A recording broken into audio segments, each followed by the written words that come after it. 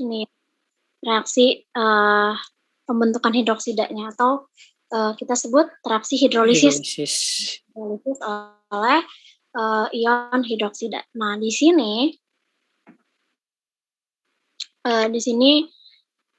saya mencantumkan ada MgSnOH 6 kali. Nah, sebenarnya dalam percobaan kita kan kita tidak mengkarakterisasi endapan yang sebelum dikalsinasi itu kan, ya kita kan tidak melihat hasil XRD-nya ya, jadi kita tidak mengkarakterisasi itu. Tapi di sini adalah dari hasil pencarian di pustaka ya.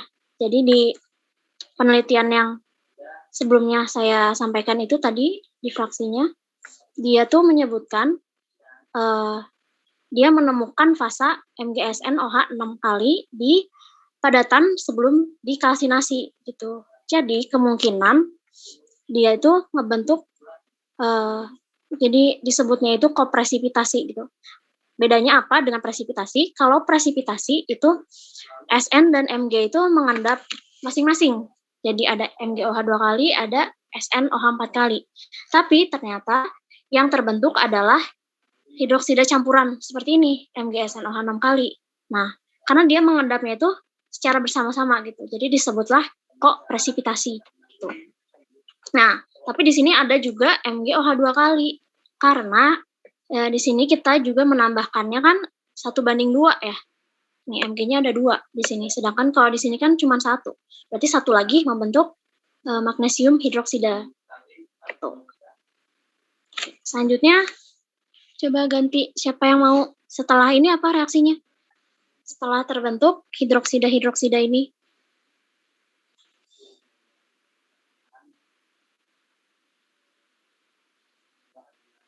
Siapa ya? Hagung. Aku boleh Hagung. Ada yang mau tuh siapa? Tasya, Kak. Boleh Tasya. Terus mengalami proses dehidrasi, Kak. Oh, dehidrasi. Ya, berarti apa menjadi apa kalau dehidrasi? Nah, MgOH 2-nya MgOH 2 ditambah MgSnOH 6 kalinya tuh berubah jadi Mg2SNO4 tambah H2O4H2O, Kak. Oh, berarti langsung ya. Nah, jadi sebenarnya kalau dehidrasi itu berarti cuma lepas aja kan, baru lepas H2O-nya aja dari sini. Ya. Jadi kalau MgOH 2 kali dia menjadi MgO dulu. Terus MgSnOH 6 kali dia jadi MgSNO3. Makanya tadi di fraksinya juga ada kan ya di suhu 700 dan 800 itu ada MgSNO3 ya. Nah, barulah terbentuk. Nah, ini tadi kan dehidrasi ya. Jadi kalau dehidrasi itu baru lepas aja. Nah, barulah terbentuk Mg2SNO4-nya di sini. Ya, jadi dari MgSNO3 dia tuh bakal terdekomposisi ya. Jadi Mg2SNO4 dan melepaskan SNO2. Nah, ini kan berarti ada sisa SNO2. Dia ketemu sama MgO yang tadi sini. Nah, ini juga ngebentuk Mg2SNO4. Gitu. Jadi ini proses yang berarti ini 4 reaksi ini terjadi di selama kalsinasi ya. Ya, sedangkan kalau ini dia di luar tadi. Ya. Nah, terus bagaimana reaksi totalnya? Ini harus nanti kalian setarakan ya dari semua reaksi ini, reaksi totalnya apa? Ini harus ada di laporan. Ini boleh kalian catat ya step-stepnya. Oke, selanjutnya. Nih, kita kan sudah selesai membuat material magnesium stanatnya. Selanjutnya diujikan terhadap reaksi fotokatalisis. Ada yang mau menceritakan gimana kira-kira mekanismenya? Mekanisme reaksinya. Atau apa ya? Proses dari awal si fotokatalis itu menyerap cahaya sampai terjadi reaksi. Sampai situ dulu. Tadi menceritakan ulang. Tadi kan saya di awal udah di pendahuluan ya, ada menceritakan itu. Sekarang coba diceritakan ulang, ada yang mau? Yang belum, ayo.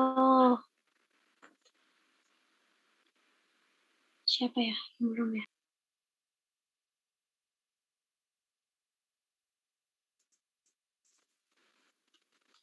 Ada? Halo. Wah, nggak ada. Lanjut, siapa ya?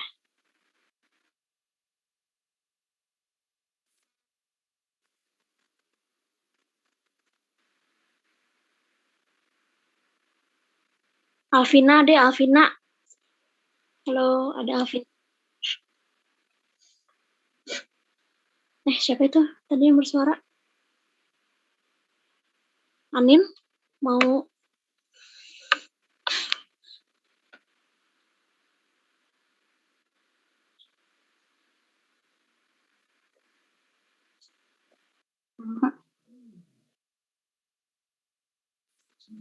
Roro, ada Roro?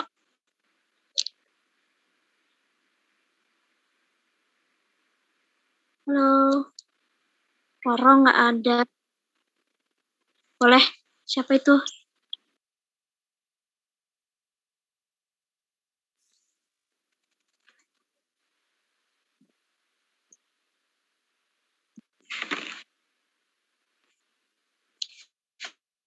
Dari awal fotokatalisnya nyerap cahaya. Sampai ketemu.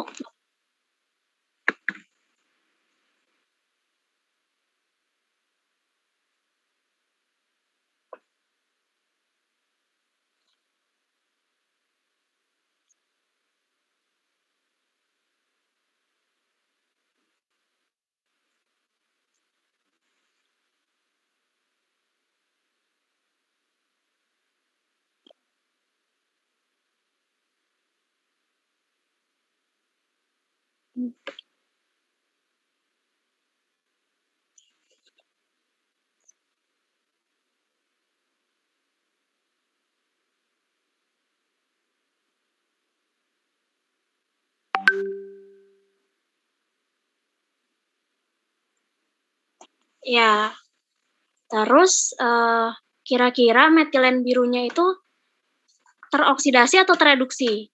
Nin.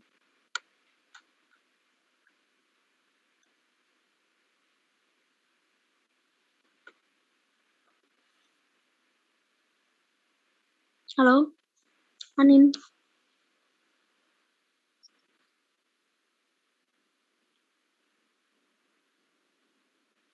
Kira-kira lah, tebak.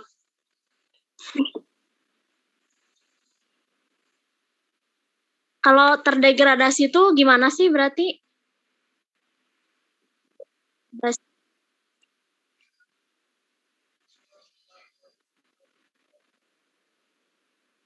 Teroksidasi ya, karena ada ikatan yang putus ya kalau dari terdegradasi itu ya.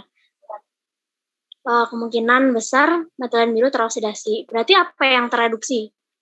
Kan harus ada, kalau ada yang teroksidasi harus ada yang tereduksi. Kira-kira apa yang tereduksi?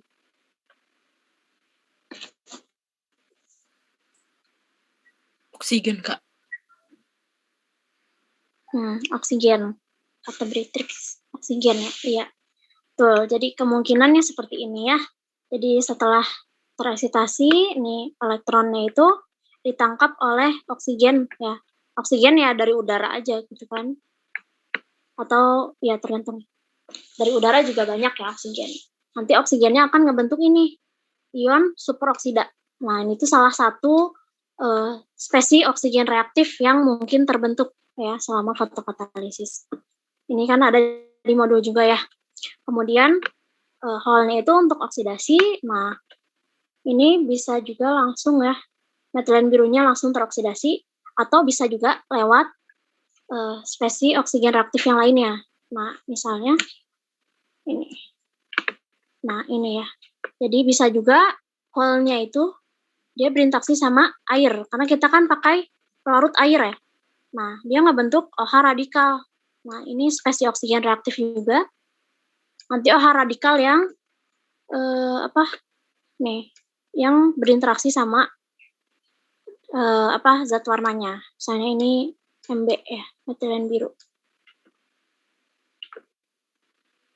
Nah, ini ada Nah, kalau misalnya degradasi itu kan pemutusan ikatan. Nah,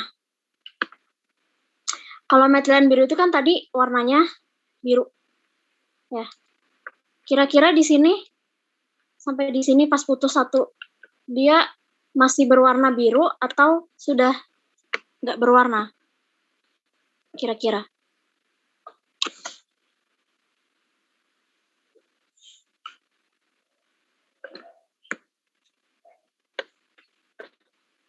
Ada yang bisa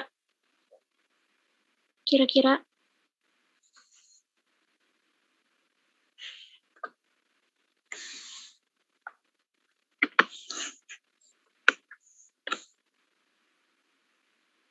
Mau nyoba, Kak? Boleh, boleh. Menurut saya tidak berwarna karena elektronnya itu tidak dapat terkonjugasi gitu, jadi tingkat energi yang dapat diserapnya itu tidak seperti sebelumnya. Iya, kasih halung ya, betul ya. Jadi metilen biru itu kan bisa berwarna itu karena di sini ada banyak konjugasi ya di sini. Dimana kalau di senyawa organik ada konjugasinya, itu membuat energinya itu rendah sehingga dia bisa menyerap di sinar tampak ya, karena dia berwarna. Nah, kalau misalnya energinya putus, kalau ikatannya putus berarti udah nggak ada konjugasi, berarti energinya lebih tinggi ya, jadinya tidak berwarna di sini. Nah, kalau di percobaan ini ya, kita kan hanya menggunakan metode spektrofotometri. Jadi cuma melihat dari warna birunya aja gitu. Kalau misalnya warna birunya udah nggak ada, berarti ya udah putus ikatan di sini. Tapi kita tidak bisa tahu produknya itu apa ya, kalau pakai metode spektrofotometri saja. Nah, ini ada contoh ya dari penelitian yang lain, dia menggunakan GCMS ya, jadi dia bisa melihat intermediate-intermediate-nya ya, ini putus. Nah, sampai juga bisa di penelitian itu juga ditemukan bahwa pemutusan ikatan atau degradasi dari metilen biru itu bisa sampai terjadi mineralisasi, atau ya ini produk paling akhirnya itu bisa mencapai ini spesies-spesies kecil seperti ini. Ada ion sulfat, ion amonium, dan sampai pembentukan gas karbon dioksida. Tapi kita tidak menentukan ini cuman untuk informasi saja ya, kalau fotokatalis itu bisa digunakan untuk mendegradasi zat warna, dalam hal ini metilen biru, sampai benar-benar menjadi spesies-spesies kecil seperti ini. Nah, jadi ini poin pembahasannya yang tadi, bagaimana mekanismenya, terus produk degradasinya kira-kira apa gitu. Dan nanti jangan lupa dibahas juga hasil reaksi ya, perbandingan reaksi dengan menggunakan fotokatalis dan tanpa fotokatalis, mana yang lebih cepat gitu. Nah, ini untuk format laporan. Ada cover, judul dan tujuan, alat dan bahan, data pengamatan dan perhitungan, pembahasan, kesimpulan, dan daftar pustaka. Ini daftar pustaka yang digunakan cobaan ini. Ya, mungkin sekian ya untuk modul 2. Ya, mungkin saya kembalikan ke Pak Yesi atau Kak Damar. Ini untuk sekarang sudah jam 2.49. Terima kasih Mbak Irsya.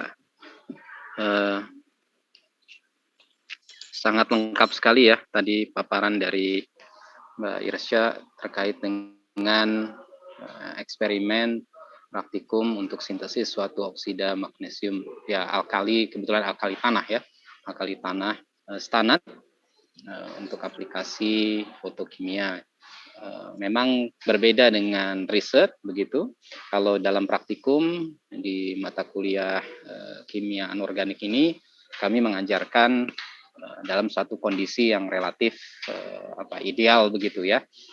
Namun demikian ini menjadi pijakan juga bagi kalian dimanapun nanti laboratorium yang dituju untuk berpikir istilahnya lebih luas begitu ya. Misalkan saja pada saat sekarang saja karena tidak melakukan secara offline, kita hanya praktikum secara online begitu, paling tidak kalian memiliki waktu untuk melihat literatur lebih lama begitu ya daripada melakukan kegiatan hands-on praktikumnya begitu. Nah, di sini tentunya kalian juga diminta untuk mengkritisi, misalkan saja dalam praktikum ini kita menggunakan satu teknik kan ya, sonokimia. Praktikum sebelumnya adalah sol gel synthesis ya, synthesis method. Nah, tetapi magnesium stanat tentunya kalian juga baik untuk berpikir bagaimana sih hasil dari suatu penelitian ketika ia dipreparasi dari suatu prekursor yang sama begitu dengan metode hidrotermal. Tentunya tidak perlu melakukan praktikum ulang begitu ya, tidak perlu melakukan praktikum sendiri atau riset sendiri, cukup dengan melihat literatur. Nah, untuk membandingkan sonokimia dengan metode lain, misalkan hidrotermal, variabel apa yang harus dilakukan agar kita dapat melihat metodenya yang berbeda, hasilnya bagaimana begitu. Tentunya tadi disampaikan ya tahapan-tahapan sesudah sonokimia dikeringkan dengan oven begitu ya, kemudian dikalsinasi, pemanasan dengan suhu yang tinggi. Nah, tentunya pada saat membandingkan kita berharap memiliki data suhu dan waktu kalsinasinya sama begitu ya. Nah, kemudian tadi juga disampaikan aplikasinya fotokatalisis, material ini harus memiliki energi celah pita yang cukup mudah bagi elektron untuk transisi gitu ya. Artinya apa? Artinya kawan-kawan harus memiliki pemahaman bagaimana cara kita mengidentifikasi bahwa material yang disintesis itu sudah mencukupi band gap energinya. Nah, tekniknya pakai apa, karakterisasinya kebetulan tidak dibahas di dalam praktikum offline hari ini, tetapi baik untuk mengelaborasi itu, begitu kan ya. Oh, kalau sistem solution kita bisa pakai UV vis misalnya. Oh, kalau solid bagaimana, begitu ya.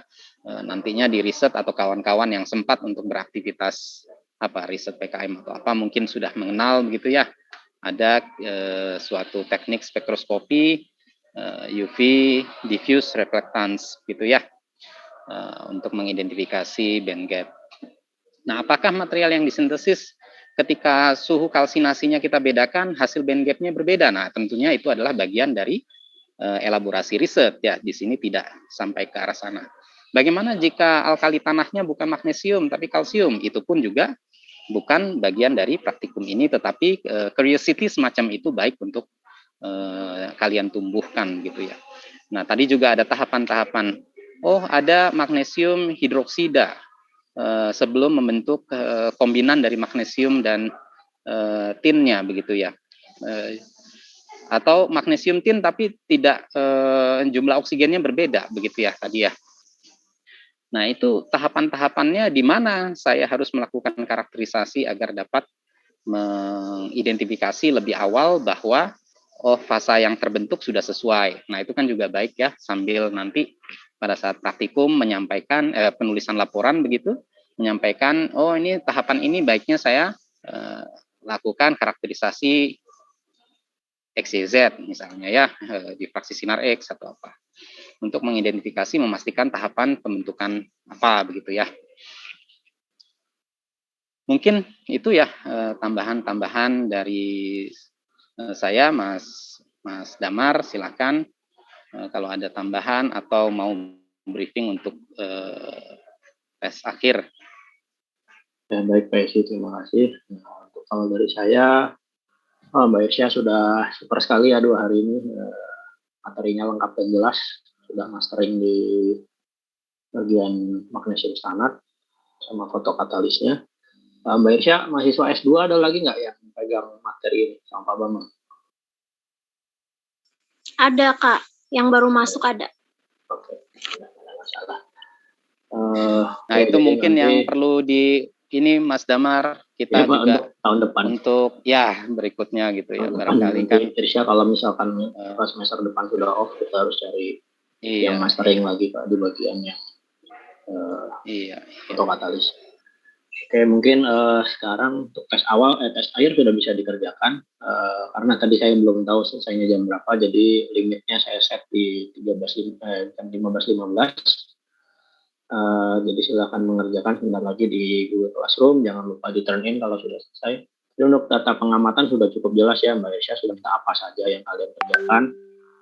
Kalian mau ngetik lebih bagus dibandingkan tulis tangan yang nggak kebaca, misalkan terbaca. Itu kalau misalkan memang harus dengan sangat terpaksa menulis tangan. Nanti untuk video jam 3 akan muncul di Classroom. Kalian kalau misalkan ketinggalan dan pengen lihat lagi, boleh nanti lihat lagi di Classroom. Yaitu yang ngerjain orangnya beda ya. Jadi yang ngerjain sintesisnya adalah Pak Ifam, laborannya anorganik. Nah, untuk bagian fotokatalisnya Mbak Irsya yang ngerjain tahun kemarin. Tuh, kita ngerjain tahun berapa Mbak Irsya ya?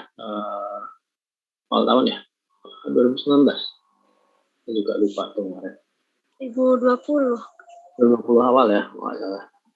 Itu ketika awal pandemi memang awal kubu yang tahun kemarin itu kita diminta untuk bikin satu video.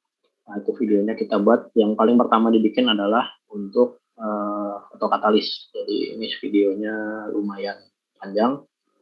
Minggu depan ada yang cukup panjang juga untuk elektrode posisi. Mas Wandi, ada Mas Wandi? Yap, ada Pak. Ada. Mas Wandi ada suaranya ya?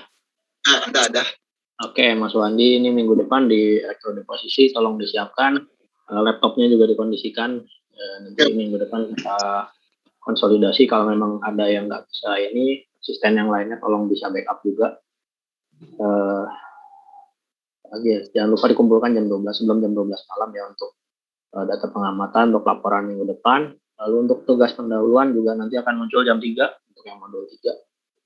Jadi sini sudah mulai 2 modul, sudah selesai, kita sudah setengah jalan.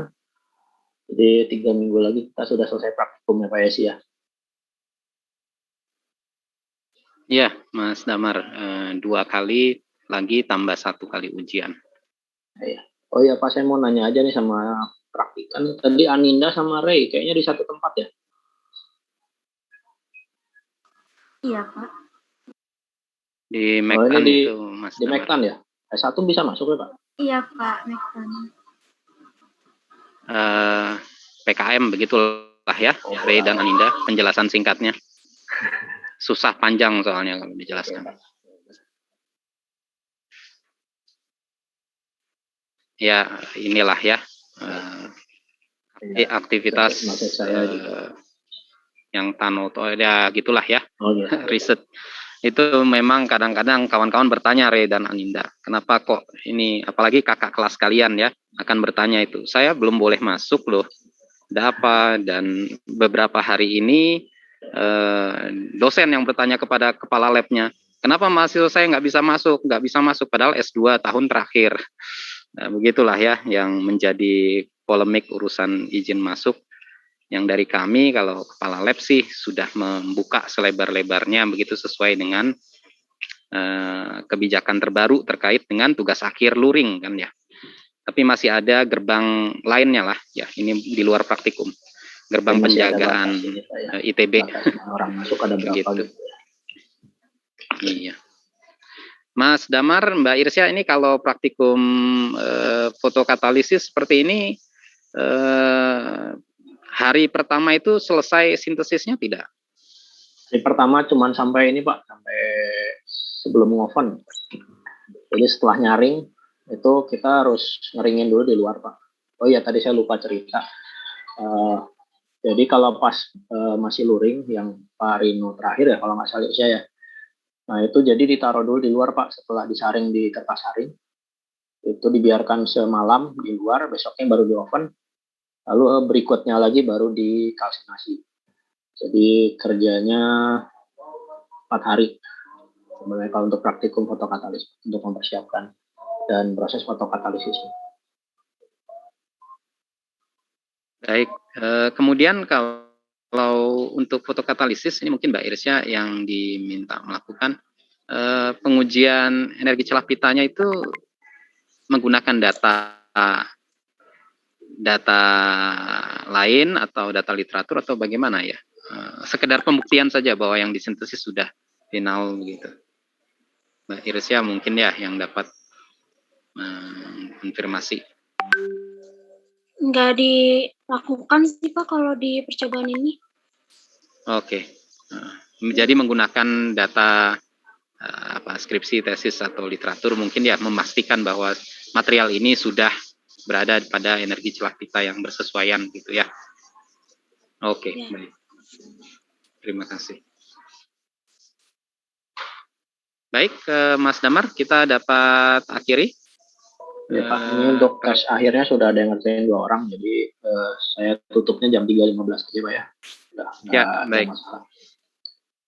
Baik, kawan-kawan praktikan dan asisten juga Mas Damar, terima kasih banyak atas perhatian dan keikutsertaan praktikum hari ini. Kita jumpa di pertemuan praktikum M3 minggu depan. Silakan mengerjakan tes akhir. Selamat sore. Wassalamualaikum warahmatullahi wabarakatuh.